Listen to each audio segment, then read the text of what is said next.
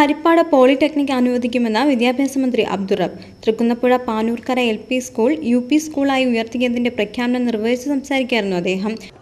ശ്രീ രമേശ് ചെന്നിത്തല ഇവിടെ ഉന്നയിച്ച ഒരാവശ്യം ഈ നിയോജക മണ്ഡലത്തിൽ ഒരു പോളിടെക്നിക് കൂടി വേണം എന്നുള്ളതാണ്. അദ്ദേഹം മന്ത്രിയാകുന്നതിന് മുമ്പ് തന്നെ എന്നോട് പലപ്പോഴും സൂചിപ്പിച്ചിട്ടുള്ള ഒരു കാര്യമാണ്. ഏതായാലും നമ്മുടെ സംസ്ഥാനത്ത് പുതിയ ഏതാനും പോളിടെക്നിക്കുകൾ അനുവദിക്കാനുള്ള തീരുമാനം അതിൻ്റെ അവസാന ഘട്ടത്തിലെത്തി നിൽക്കുകയാണ്.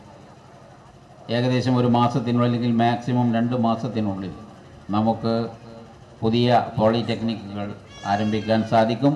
ആ ആരംഭിക്കാൻ പോകുന്ന പോളിടെക്നിക്കുകളിൽ ഹരിപ്പാട് കൂടി ഉണ്ട് എന്നുള്ള കാര്യം സൂചിപ്പിക്കുവാൻ കൂടി ഞാൻ ഈ അവസരം ഉപയോഗിക്കുന്നു.